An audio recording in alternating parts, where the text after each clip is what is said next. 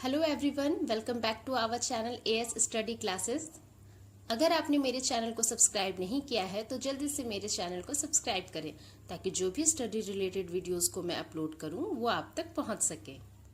तो आज हम करने जा रहे हैं प्रेजेंट टेंस के बारे में। जैसा कि मैंने आपको बताया, प्रेजेंट टेंस को 4 टाइप्स में डिवाइड किया गया है।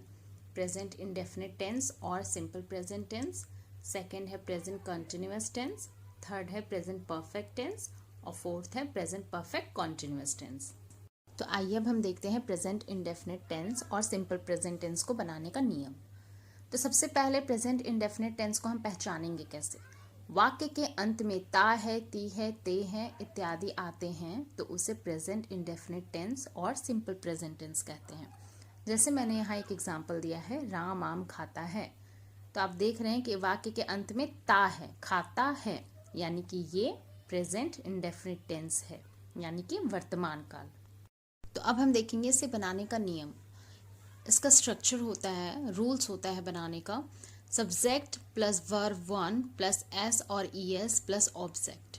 ठीक है, सब्जेक्ट यानी कि कर्ता, वर्ब यानी कि क्रिया, प्लस एस और ई एस। लेकिन एस और ई एस हम फ्रेंड्स हमेशा थर्ड पर्सन सिंगुलर के साथ लगाएंगे। इसका मैंने यूजेस भी एक वीडियो में बताया है, मैं आपको डिस्क्रिप्शन बॉक्स में इसका लिंक दे दूंगी, आप वहां जाकर के चेक कर सकते हैं।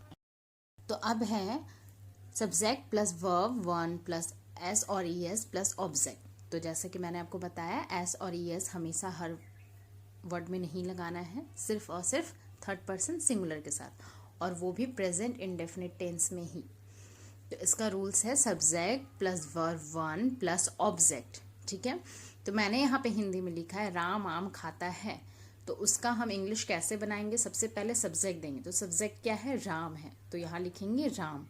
उसके बाद वर्ब, तो वर्ब हमेशा 1, ईट। ठीक है, अब यहाँ पे हमने ईट के साथ एस इसलिए लगाया है क्योंकि यहाँ राम है और राम एक नाम है, तो नाम के साथ हमें एस और ई एस यूज करना होता है।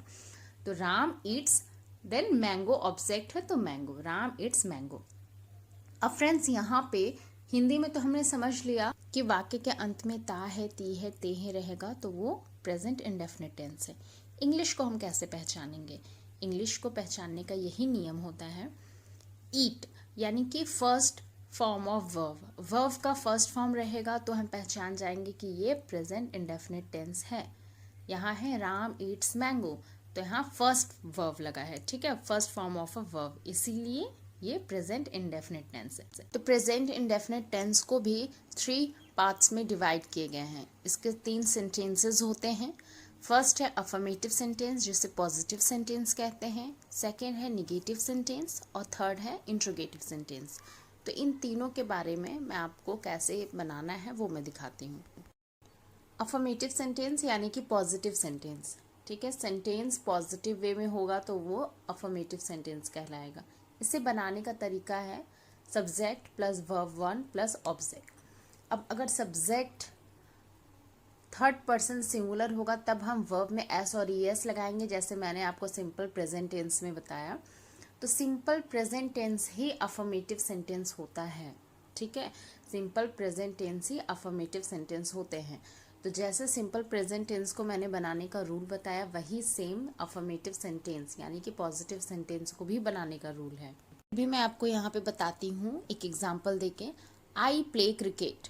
ठीक है, तो प्ले वर्ब है और इसमें एस ई एस नहीं लगा है क्योंकि आई है। ठीक है, तो प्ले वर्ब का 1 है, तो ये प्रेजेंट इंडेफिनिट टेंस का अफर्मेटिव सेंटेंस है। इसमें कोई भी निगेटिविटी नहीं है, सिर्फ पॉजिटिव है, आई प्ले क्रिकेट। ठीक है, अब निगेटिव होगा, तो अब है निगेटिव सेंटेंस। निगेटिव सेंटेंस का मतलब ही होता है नकारात्मक वाक्य। जिस सेंटेंस में नहीं का यूज हो वो निगेटिव सेंटेंस है। सब्जेक्ट प्लस डू और डज, यहाँ पे रूल्स हैं डू और डज। डू और डज मेन हेल्पिंग वर्ब है इस सेंटेंस का। डू का यूज हम प्लूरल के साथ करते हैं, लेकिन आई के साथ भी डू का यूज होगा, और डज का यूज हम सिर्फ और सिर्फ सिंगुलर के साथ करते हैं। ठीक है, उसके बाद होगा नॉट प्लस वर्ब 1, यहाँ पे भी वर्ब 1 होगा प्लस ऑब्जेक्ट। ओके, तो रूल्स क्या है, सब्जेक्ट प्लस डू और does plus not plus verb 1 plus object.